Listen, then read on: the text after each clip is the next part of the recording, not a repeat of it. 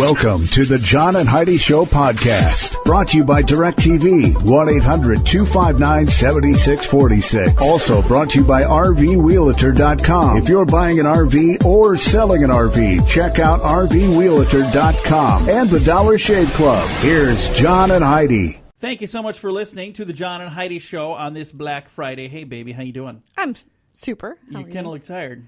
Did you get any sleep? Yeah, of course I did. All right. Hey, it is a Black Friday. I know there's a lot of folks out there that are still doing their shopping and doing their stuff. So enjoy, have fun. Going to be talking about a lot of fun stuff today. And I'm going to have a guest on the program, Boone Smith.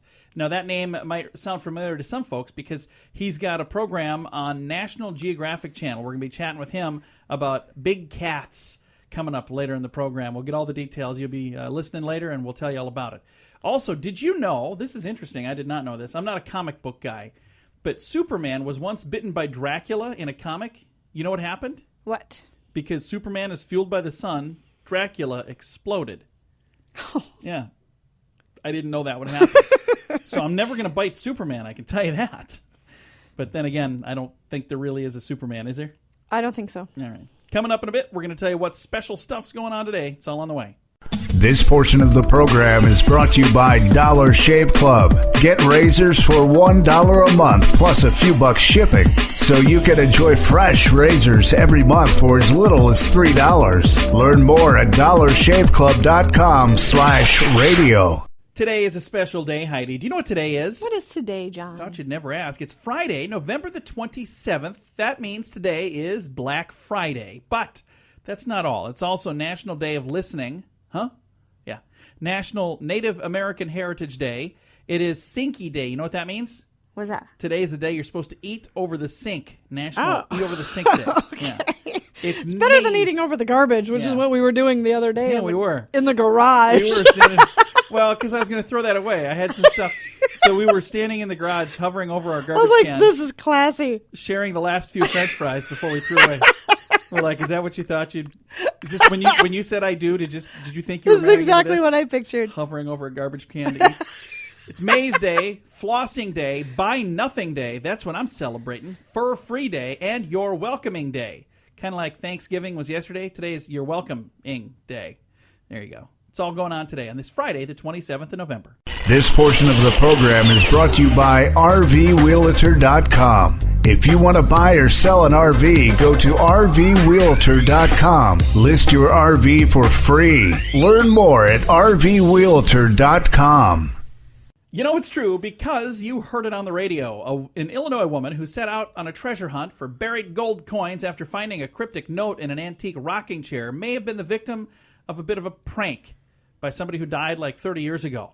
With the help of a donated backhoe, Patty Hinken recently tore up a vacant lot in Springfield, Illinois, where a typewritten note said, signed by Chauncey Wolcott, found in an old chair she bought at an auction last November, suggested that she would find this big chest full of loot, more than $250,000 US back then. The dig turned up nothing but bricks and old bottles.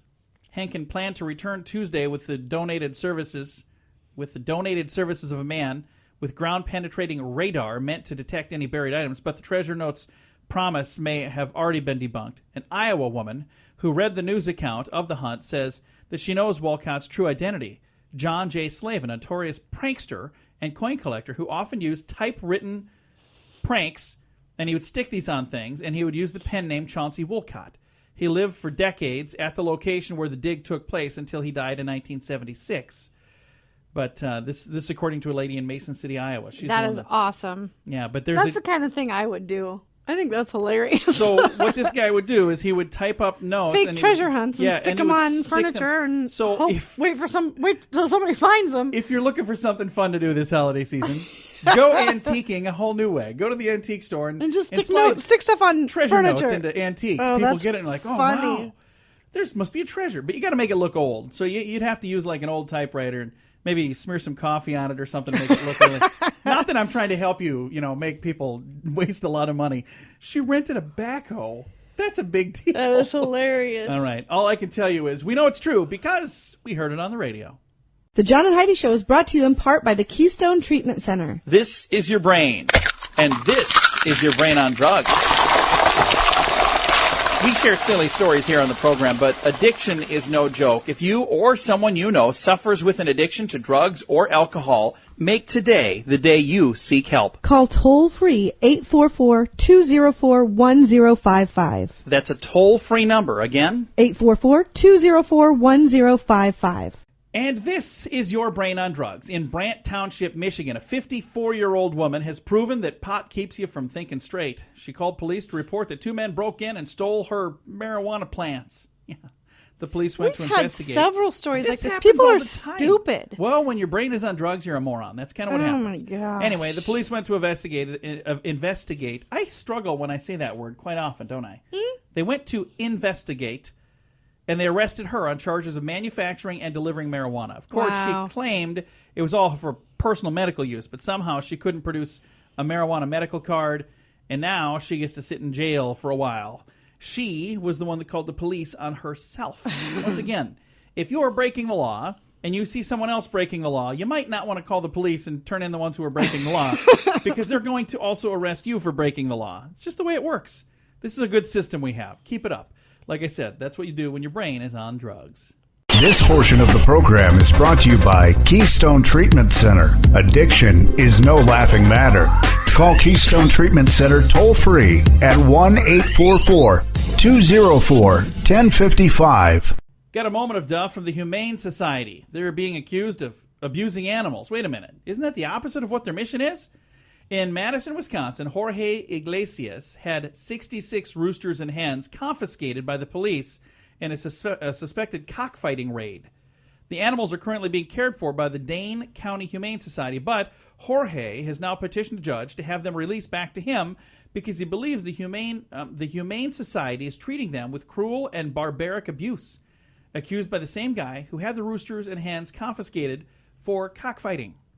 So we're not exactly sure who's nuts in this deal, if he's crazy or if they really are doing bad things. What would they be doing to him? I have no idea. You're kind of being quiet over there. I think you are tired. I am a little tired. Well, we're going to get back to some more fun stuff. We have your scoop of the day coming up here in just a little bit. Thank you so much for listening to the John and Heidi Show on this Black Friday. The scoop of the day is brought to you by Wells Blue Bunny. If you want delicious ice cream, be sure to look for the Blue Bunny. Sure to have your favorite flavors.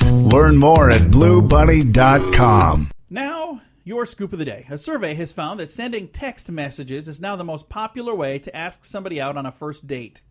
If I asked you out on a first date with a text message, would you have said yes, Heidi? Yeah. No, you wouldn't have. I would have misspelled it, and I don't know how to text very well. So you'd have been like, are you a moron? What is this? But, I can see how that would kind of make things a little bit easier to have that technology to do that, because asking for the first date is really tough. Okay.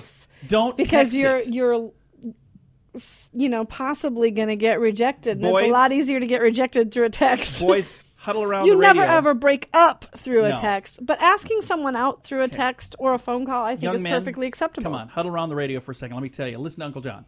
Don't send a text. If you want to do it without asking, write a wonderful note. You go buy a card. Do you like me? Do a note. Yes or no? No, not that. Something sweet. Rhyme a few things. Make it look like you're rhyme. Poetic. Girls love it when you rhyme. I'm just saying. It's going to be better than a text. You want to go out? Send. All right, speaking of texts, 15% of teens report that they've received inappropriate photos via text. Our daughter got one of those. It was from you when you were drunk. I'm just kidding. I'm just teasing. She didn't get one, though. She's been asked to send one. Yeah, that is ridiculous. By the way, she's just a kid. No, yeah. Don't do that. Kids, don't ever take photos of yourself and send them to people because they can be used for all kinds of bad things. Ever. We know somebody who's got a potential court date right now because of some things like that. Yeah. Police in Canada, Thunder Bay, Ontario to be exact, are looking for a man who allegedly robbed a pair of convenience stores Saturday. Police are looking for a man who was wielding an automotive snow brush and scraper. That's what he was using as a tool. He robbed a couple convenience stores with a snow brush. Yeah. A man in New York was arrested last Friday after police say he terrified shoppers. Guess what he was swinging around? What? It wasn't no snow brush. No. A samurai sword. Oh. Yeah, that's not normal. Yeah, that's a little more terrifying than a brush. Yeah, who in the world? And he was at an Apple store. So I'm not exactly sure what happened. He apparently was having some troubles getting his iPad to work or something. All right, brace yourself, holiday travelers. Airports and train stations across the U.S. of A. are expected to implement additional layers of security for this year's travel. They're worried about ISIS, and I don't blame them one bit. Significant additional layers of security are routine during the holidays, but recent events in France are going to make it even more important. And I'm fine with that, honestly. Well, one of the things that happens when you try to, get off social media and say, I'm gonna take a break from this, is FOMO. You know what FOMO stands for? I have no idea. Fear of missing out. It's a real thing for social media users. In fact, 56% of social media users are afraid of missing out on events and news and important status updates if they're away from social media for even just a short while. So they're on there all the time, constant. You hear a beep, boop, what's going on? Oh, I don't know. Yeah. I better check and see. Something important, I'm sure. Wow. Like maybe I missed what somebody's having for dinner tonight. Isn't that sad? I don't know. How'd that happen to us? Recent research from the Harriet Wyatt University in the UK found that the brain enters a meditative state when going through green spaces. The findings don't mean the green spaces triggered spacing out. Rather, the engagement required to walk through a green space is more effortless. So when they're talking about green spaces, is that like the woods? And yeah, that's what I'm wondering. I would agree with that. It's very tranquil and relaxing. But it's not more effortless. You could get lost in the woods very easily.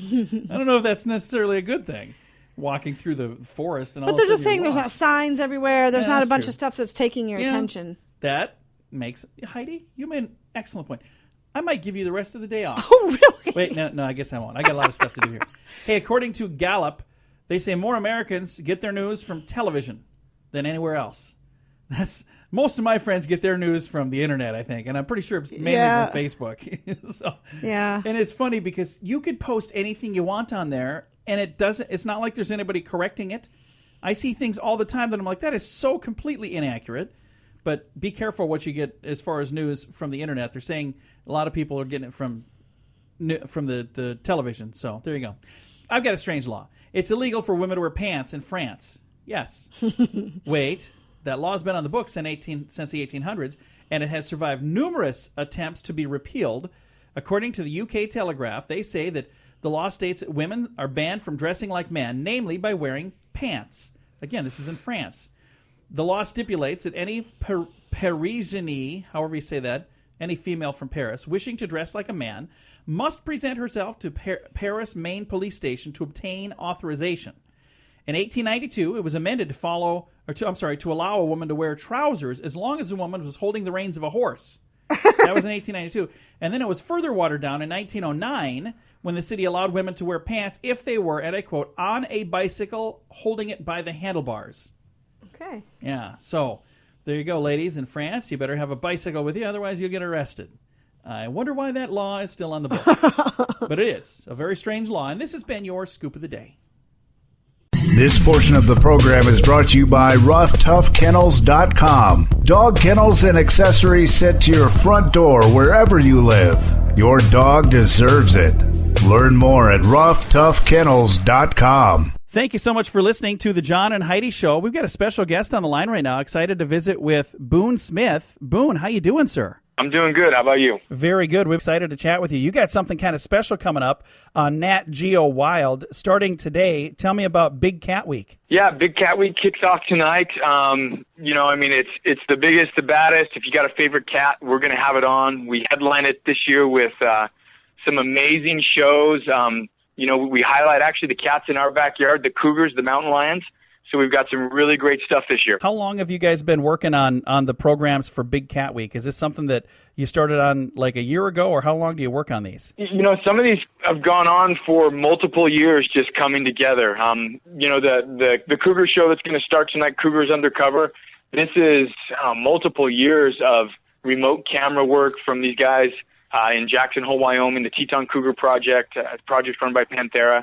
They've been, just getting these shots forever and ever, not necessarily with the intent of doing a film, but just the stuff they've got's been so amazing that Nat Geo's just felt like, hey, we got to get this out there and show people. That's really cool. And I know it always amazes me when you watch the program, any one of these programs, you watch it, it takes a half hour, it takes an hour, whatever it takes. But to think they put months into that to get all this footage, to do all this stuff.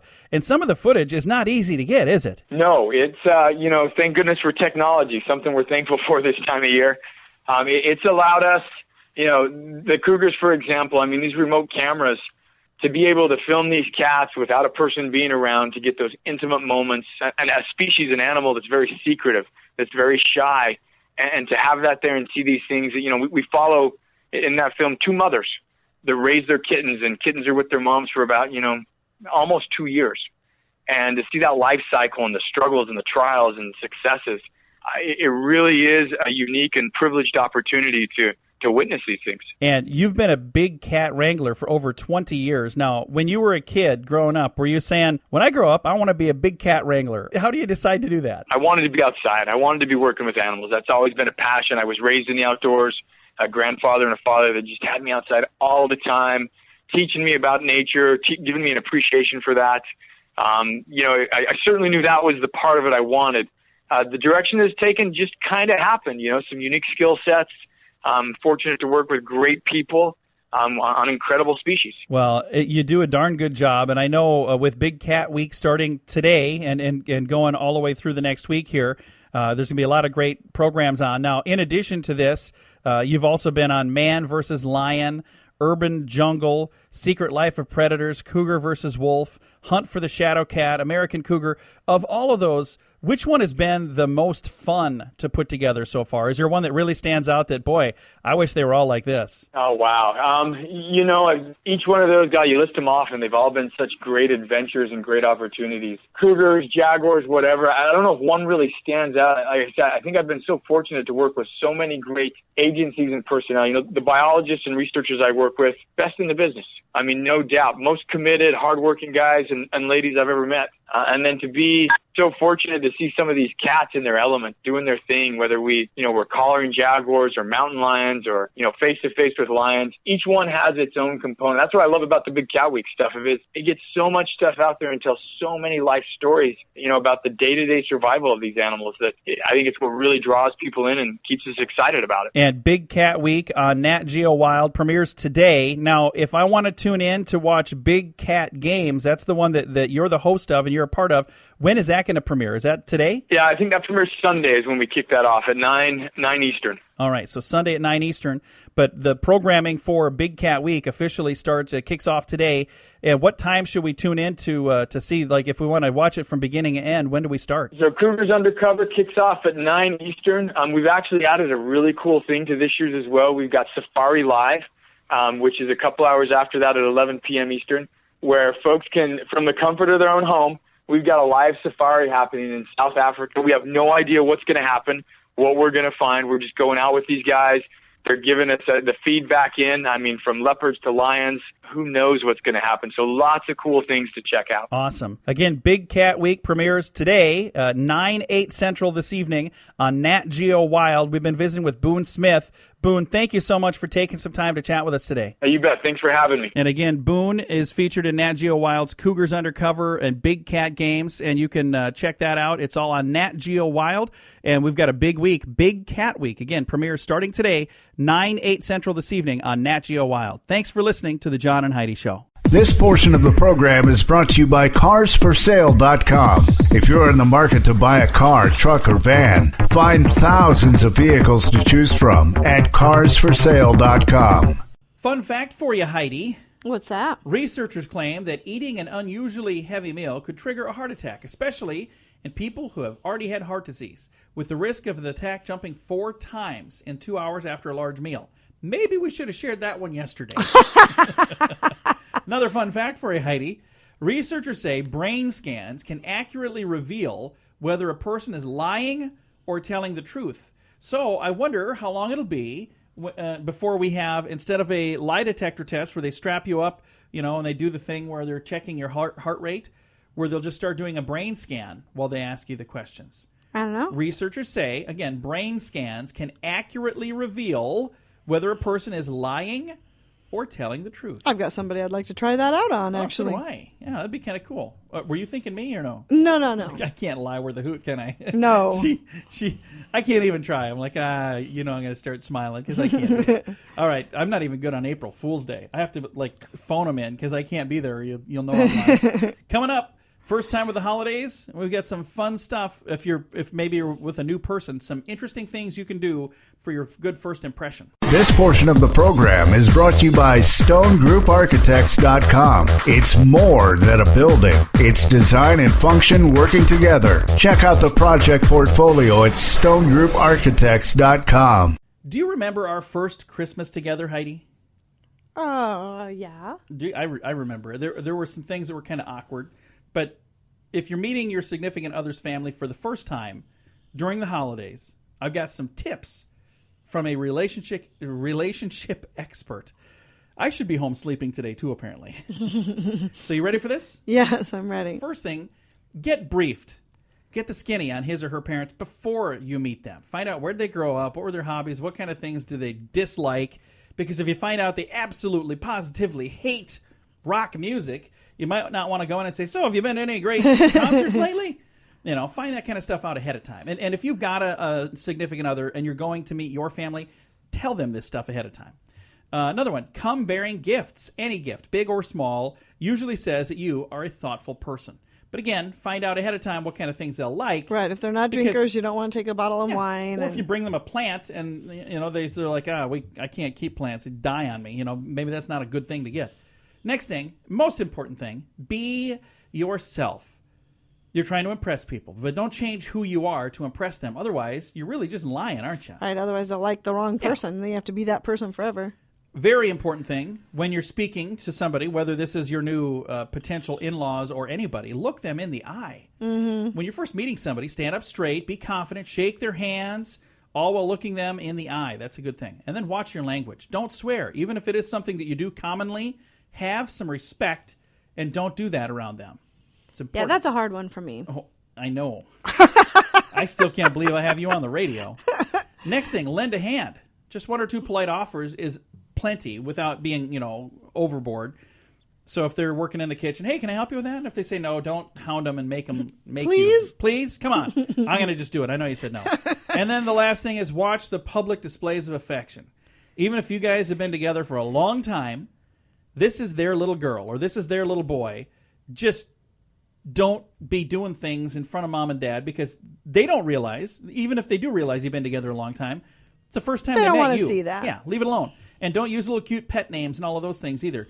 Schnookums, call them by the name they gave her or give him. There you go. Some little tips if you're meeting significant others during the holidays. So there you go, for the first time. Coming up, we've got something else, anything else. I need to move on. Thanks for listening to the John and Heidi Show.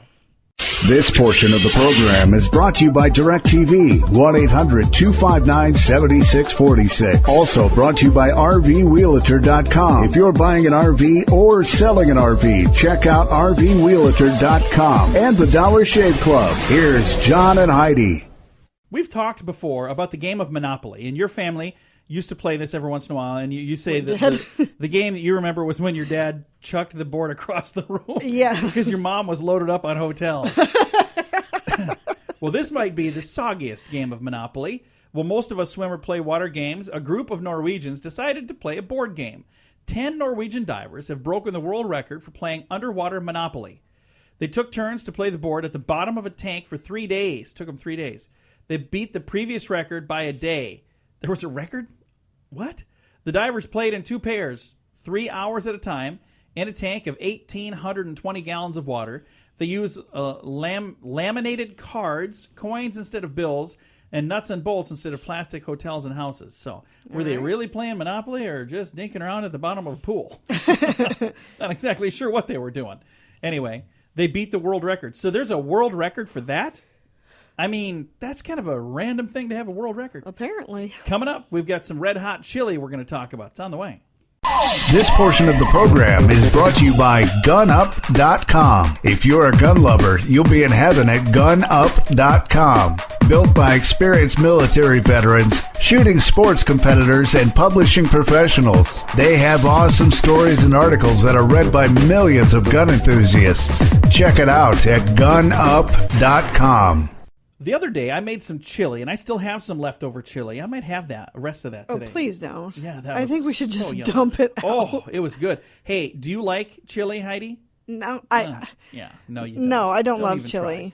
If you do like chili, folks, do you like it hot? Because if you like the world's hottest chili, is called Tezpur.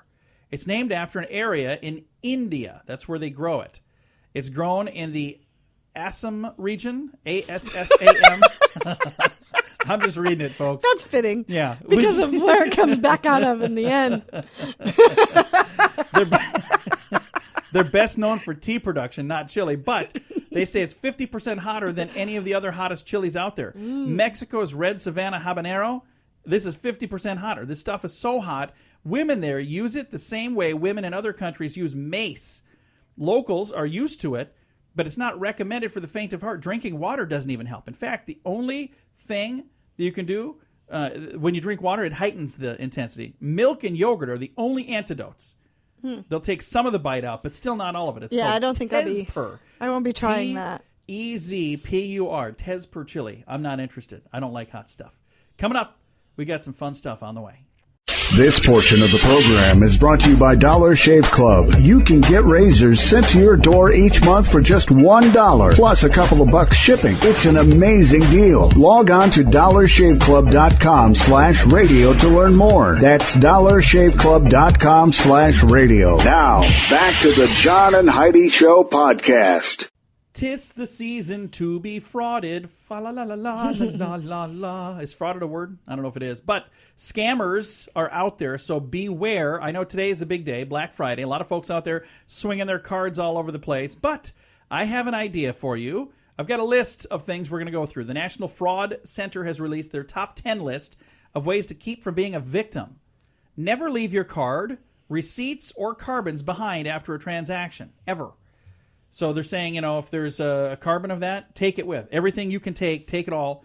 Don't leave it behind. Next, at an ATM, be sure to shield others from seeing what you're punching in for a PIN number.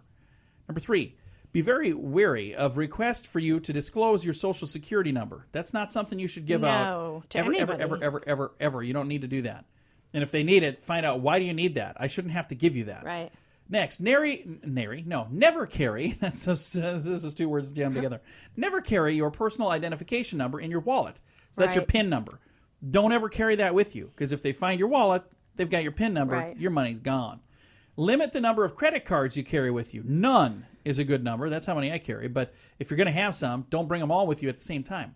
Number 6 on the list, never give your account number to anybody calling you on the phone. If they're calling you, you should, at the very least, if it's somebody you do believe, get their number and call them back, so at least you have a way to track them down if there is some sort of fraud. Next, keep a list of all account numbers somewhere at home so you can refer to them if your wallet or purse is stolen. This is a really good idea, because if it's stolen, how do you know how to cancel that card? Yeah. So write down all the numbers, write down the number to call, write down all that info, and keep it somewhere at home. Number 8 on the list, never use your birth date, your telephone number, or other obvious numbers for your PIN. So use numbers that are different numbers than anything else, and you'll be a lot safer. Number 9, do not place any bill payments in your mailbox for pickup. Instead, drop them in the post office. Because if you don't, if you put those out, and you put the flag up, somebody can come and steal that mail, and then they've got some of your info.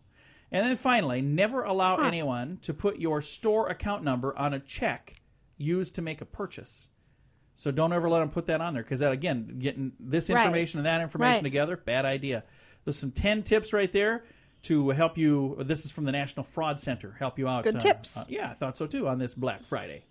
This portion of the program is brought to you by DirecTV. Call 1-800-259-7646. They have hundreds of channels to choose from, with many packages to fit your viewing desires. Learn more at 1-800-259-7646.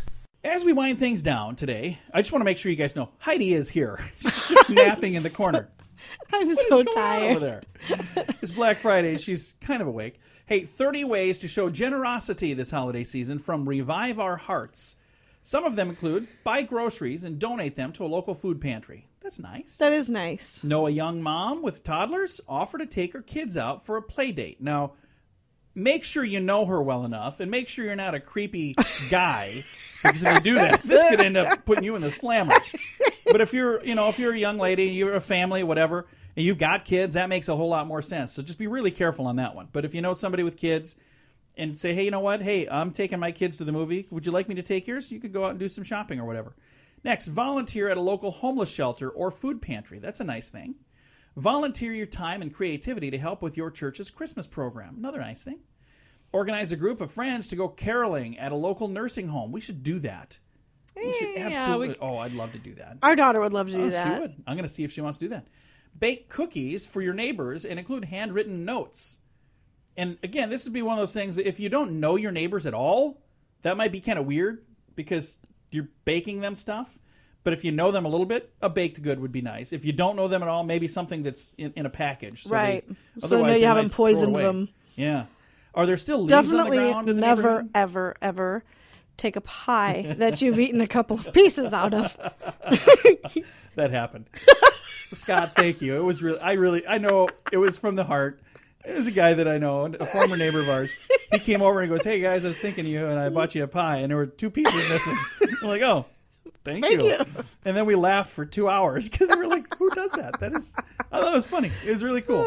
Anyway, if you ever wanted to be a bell ringer, you can find out how to do that. They look for volunteers all the time. And finally, offer to clean an elderly couple's home, or better yet, offer to spend time with them.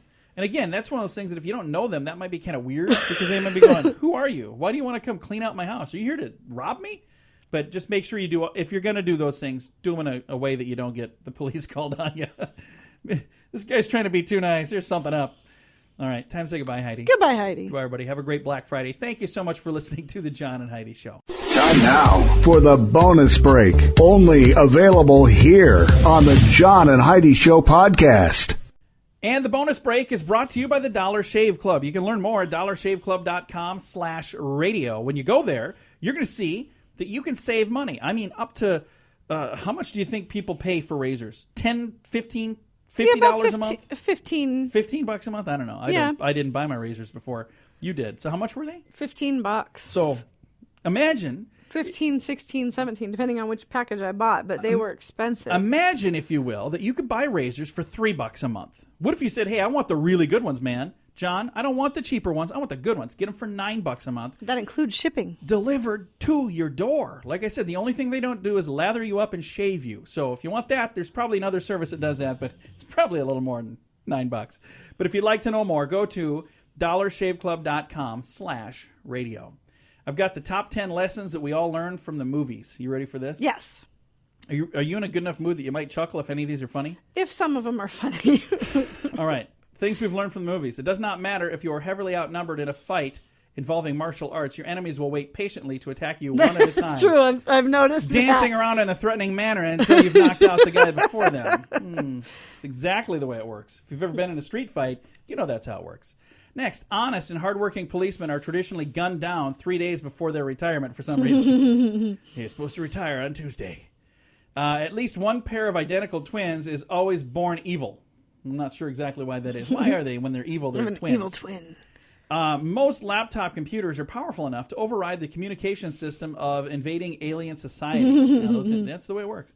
All grocery bags contain at least one stick of French bread. Have you ever seen that? Yes. There's always French bread sticking out. They're like, what? It looks awesome. Why is it that But you know what? My grocery bag almost always contains French bread. I'm the one that gets to carry that one in. It's like smack him in the face. I'm like, get this stupid bread out of here. All right, rather than wasting bullets, megalomaniacs prefer to kill their arch enemies using complicated machinery involving fuses, pulley systems, deadly gases, lasers, and man-eating sharks, which will allow their captives at least a half hour to escape. It's exactly the way it works. Another thing we all learned in the movies from you're very likely to survive any battle in any war unless you make the mistake of showing someone a picture of your sweetheart back home. So if you show that you got somebody back home that you're waiting for, chances are you're a goner. And 2 more on here. 3 more. A man will show no pain while taking the most ferocious beating, but will wince when a woman tries to clean his wounds. That's funny. Ooh, that hurts. Didn't it hurt when they shot you? You didn't even cringe at that. If a large pane of glass is visible, somebody will break it one way or another, and they'll be thrown through it, most likely. And finally, things we've learned from the movies. Even when driving down a perfectly straight road, it is necessary to turn the steering wheel vigorously from left to right every few moments. When I was a kid, I remember the first time I drove a boat. Have you ever driven a boat? No. I have no clue what the heck I was thinking.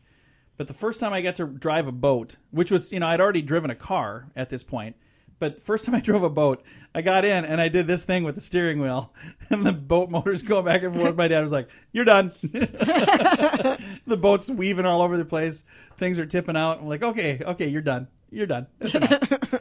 All right. Hey, a couple of fun signs here. Today is Black Friday, so we're going to wrap things up here pretty darn quick. I'm going to look and make sure I don't have anything that I need to do specifically for today, and it looks like, look at all the stuff I have here, Heidi. I got stuff. I got lots of stuff. We could do a whole weekend show, too. What do you think? No. Okay. I'm exhausted.